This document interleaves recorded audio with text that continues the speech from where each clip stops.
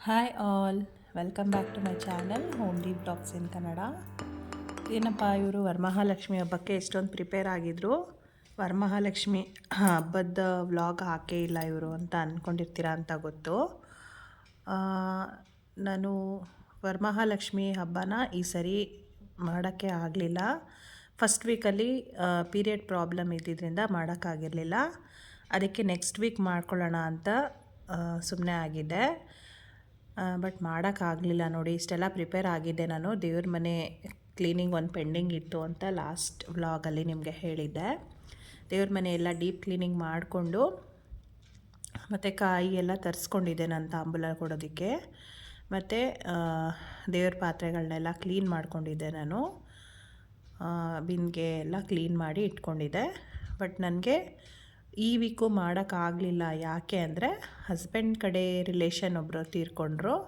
So ಹಬ್ಬ ಮಾಡೋ ಹಾಗಿಲ್ಲ ಅಂತ ಹೇಳಿದ್ರು. ಅದಕ್ಕೆ ಈ ವರ್ಷ ಹಬ್ಬನ ನಾನು ವರಮಹಾಲಕ್ಷ್ಮಿ ಹಬ್ಬ ಇಷ್ಟೆಲ್ಲ ಪ್ರಿಪೇರ್ ಆಗಿದ್ರು ಮಾಡೋಕ್ಕಾಗಲಿಲ್ಲ. ಸ್ವಲ್ಪ ಬೇಜಾರಾಯಿತು. ಬಟ್ ಏನೂ ಮಾಡೋಕ್ಕಾಗೋದಿಲ್ಲ ಅಲ್ವಾ.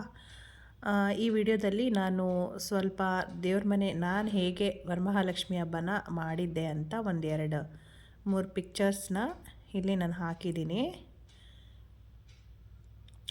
ಇದನ್ನೆಲ್ಲ ನಾನು ಈ ಥರ ಪೂಜೆ ಮಾಡ್ಕೋತಿದ್ದೆ ನಾನು ವರಮಹಾಲಕ್ಷ್ಮಿ ಹಬ್ಬನ ವರ್ಷ.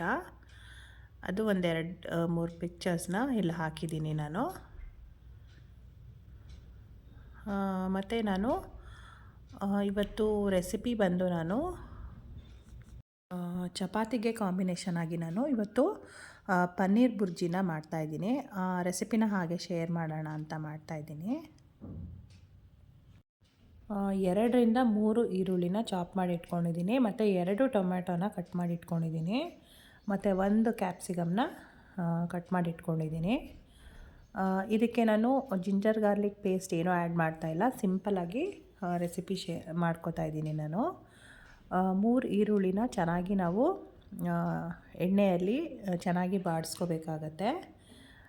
ಇದಕ್ಕೆ ನೀವು ಕಟ್ ಮಾಡಿರುವಂತಹ 2 ಟೊಮೆಟೊನ ಹಾಕೋಬೇಕಾಗತ್ತೆ. ಖಾರಕ್ಕೆ ನಾನಿಲ್ಲಿ ಹಸಿಮೆಣ್ಸಿನ್ಕಾಯಿ ಏನು ಯೂಸ್ ಮಾಡ್ತಾಯಿಲ್ಲ. ಗರಂ ಮಸಾಲ ಪೌಡರ್ ಮತ್ತು ಅಚ್ಕಾರದ ಪುಡಿ ಮತ್ತು ಧನಿಯಾ ಪೌಡರ್ನ ಆ್ಯಡ್ ಮಾಡ್ಕೋತಾ ಇದ್ದೀನಿ. ಈರುಳ್ಳಿ ಎಲ್ಲ ಚೆನ್ನಾಗಿ ಫ್ರೈ ಆದಮೇಲೆ ನಾನು 2 ಟೊಮೆಟೊನ ಸೇರಿಸ್ಕೋತೀನಿ. ಕಟ್ ಮಾಡಿರೋಂಥ 2 ಟೊಮೆಟೊನ ಸೇರಿಸ್ಕೋತೀನಿ. ಮತ್ತು ನೀವು ಕ್ಯಾಪ್ಸಿಕಮ್ ಆ್ಯಡ್ ಮಾಡೋದ್ರಿಂದ ನಿಮಗೆ ಅದು ಟೇಸ್ಟ್ ತುಂಬ ಚೆನ್ನಾಗಿರುತ್ತೆ. ಪನ್ನೀರನ್ನ ನಾನು ಈ ಥರ ಸ್ವಲ್ಪ ಈ ಥರ ಕ್ರಷ್ ಮಾಡ್ಕೊಂಡಿದ್ದೀನಿ ನಾನು ಪನ್ನೀರನ್ನ. ಟೊಮೆಟೊ ಎಲ್ಲ ಚೆನ್ನಾಗಿ ಸಾಫ್ಟ್ ಆದಮೇಲೆ ನೀವು ಕ್ಯಾಪ್ಸಿಕಮ್ ಆ್ಯಡ್ ಮಾಡ್ಕೋಬೇಕಾಗತ್ತೆ. ಸ್ವಲ್ಪ ಅರಿಶಿಣದ ಪುಡಿನ ಆ್ಯಡ್ ಮಾಡ್ಕೋತಾ ಇದ್ದೀನಿ.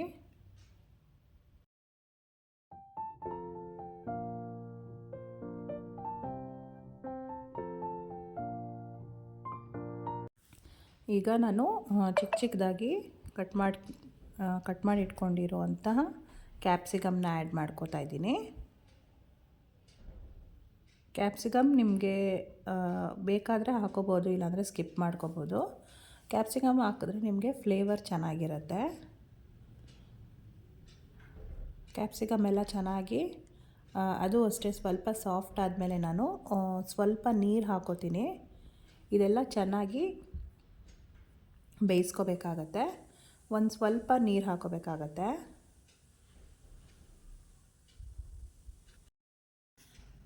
ನಾನು ಇದನ್ನು ಲಂಚ್ ಬಾಕ್ಸ್ಗೆ ಜಾಸ್ತಿ ಮಾಡ್ತಾಯಿರ್ತೀನಿ. ಲಂಚ್ ಬಾಕ್ಸ್ಗೆ ಚೆನ್ನಾಗಿರುತ್ತೆ. ಮಕ್ಕಳಿಗೆ ಚಪಾತಿ ಜೊತೆಗೆ ಪನ್ನೀರ್ ಬುರ್ಜಿ ಹಾಕಿ ಕಳಿಸ್ಬಿಡ್ಬೋದು. ಮತ್ತು ಬೇಗನೂ ಆಗುತ್ತೆ ಇದು. ನೀವು ಗ್ರೇವಿ ಮಾಡಬೇಕು ಅಂದರೆ ಸ್ವಲ್ಪ ಲೇಟ್ ಆಗುತ್ತೆ ನಿಮಗೆ. ಇದು ಆದರೆ ಈಸಿ ಮತ್ತು ಬೇಗ ಕ್ವಿಕ್ಕಾಗೂ ಆಗಿಬಿಡತ್ತೆ. ಲಂಚ್ ಬಾಕ್ಸ್ಗೂ ಒಳ್ಳೆ ರೆಸಿಪಿ ಇದು. ಕ್ವಿಕ್ಕಾಗಿ ಆಗುವಂಥ ರೆಸಿಪಿ. ಚಪಾತಿ ಜೊತೆಗೆ ಪನ್ನೀರ್ ಬುರ್ಜಿ ಹಾಕಿ ಕಳಿಸ್ಬೋದು ಮಕ್ಕಳಿಗೆ, ಚೆನ್ನಾಗಿರುತ್ತೆ. ಅವರು ಇಷ್ಟಪಟ್ಟು ತಿಂತಾರೆ. ಈಗ ಸ್ವಲ್ಪ ನೀರನ್ನ ಆ್ಯಡ್ ಮಾಡ್ಕೊಂಡಿದ್ದೀನಿ ನಾನು. ಈಗ ಇದಕ್ಕೆ ನಾನು ಸ್ಪೈಸಸ್ನ ಆ್ಯಡ್ ಮಾಡ್ಕೋತೀನಿ. 1 ಟೇಬಲ್ ಸ್ಪೂನಷ್ಟು ಅಚ್ಕಾರದ ಪೌಡರ್ನ ಹಾಕೋತಾ ಇದ್ದೀನಿ. ಮತ್ತು ಗರಂ ಮಸಾಲ ಪೌಡರು 1 ಮುಕ್ಕಾಲು ಚಮಚ ಹಾಕೋತಾ ಇದ್ದೀನಿ. ಮತ್ತು ಸ್ವಲ್ಪ ಧನಿಯಾ ಪೌಡರ್ನ ಹಾಕ್ಕೋತಾ ಇದ್ದೀನಿ. ಯಾಕಂದರೆ ನಿಮಗೆ ಗರಂ ಮಸಾಲ ಪೌಡರಲ್ಲೂ ಖಾರ ಇರುತ್ತೆ, ಅಚ್ಕಾರದ ಪುಡಿನೂ ತುಂಬ ಖಾರ ಇರುತ್ತೆ, ಖಾರ ನೋಡ್ಕೊಂಡು ಹಾಕೋಬೇಕಾಗತ್ತೆ. ಮತ್ತು 1 ಟೇಬಲ್ ಸ್ಪೂನಷ್ಟು ನಾನು ಧನಿಯಾ ಪುಡಿನ ಆ್ಯಡ್ ಮಾಡ್ಕೋತಾ ಇದ್ದೀನಿ. ಇದೆಲ್ಲನೂ ಸ್ವಲ್ಪ ಚೆನ್ನಾಗಿ ಸಾಫ್ಟ್ ಆದಮೇಲೆ ನಾನು ಪನ್ನೀರನ್ನ ಆ್ಯಡ್ ಮಾಡ್ಕೋತೀನಿ. ರುಚಿಗೆ ತಕ್ಕಷ್ಟು ಉಪ್ಪನ್ನು ಕೂಡ ನಾನಿಲ್ಲಿ ಆ್ಯಡ್ ಮಾಡ್ಕೊಂಡ್ಬಿಡ್ತೀನಿ.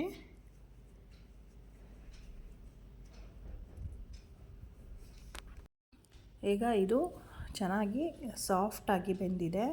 ಇದಕ್ಕೆ ನಾನು ಪನ್ನೀರನ್ನ ಆ್ಯಡ್ ಮಾಡ್ಕೋತಾ ಇದ್ದೀನಿ. ಪನ್ನೀರನ್ನ ಕಟ್ ಮಾಡಿ ಕ್ರಷ್ ಮಾಡಿ ಇಟ್ಕೊಂಡಿದ್ದೀನಿ, ಅದನ್ನು ಆ್ಯಡ್ ಮಾಡ್ತಾಯಿದ್ದೀನಿ. ಪನ್ನೀರೆಲ್ಲ ಆ್ಯಡ್ ಮಾಡಿದ್ಮೇಲೆ 2 ರಿಂದ 3 ನಿಮಿಷ ನೀವು ಇದನ್ನು ಬೇಯಿಸ್ಕೋಬೇಕಾಗತ್ತೆ. ಪನ್ನೀರನ್ನ ಹಾಕಿ ಚೆನ್ನಾಗಿ ಮಿಕ್ಸ್ ಮಾಡಿ 2 ರಿಂದ 3 ನಿಮಿಷ ನೀವು ಈ ಥರ ಮಿಕ್ಸ್ ಮಾಡಿ ಅದನ್ನು ಬೇಯಿಸ್ಕೊಂಡ್ರೆ ನಿಮಗೆ ಪನ್ನೀರ್ ಬುರ್ಜಿ ಚಪಾತಿ ಜೊತೆಗೆ ರೆಡಿ ಆಗತ್ತೆ.